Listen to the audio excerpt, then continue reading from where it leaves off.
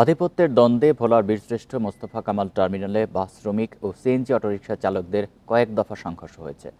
মঙ্গলবার রাতে এই ঘটনা ঘটে। প্রত্যক্ষদর্শীরা জানিয়েছে, কয়েকদিন ধরে বাস শ্রমিক এবং অটোরিকশা চালকদের বিরোধ চলছিল। এর জেরে বাকবিতণ্ড থেকে সংঘর্ষে জড়ায় দুই পক্ষ। এতে উভয় পক্ষের অন্তত 15 জন আহত হয়। সংঘর্ষের এক পর্যায়ে বাস শ্রমিকরা টার্মিনালে থাকা 5টি সিএনজি অটোরিকশায় আগুন দেন। পাল্টা পদক্ষেপ হিসেবে 2টি বাসে অগ্নিসংযোগ করেন সিএনজি অটোরিকশার চালকেরা। পরে পুলিশের হস্তক্ষেপে পরিস্থিতি শান্ত হয়।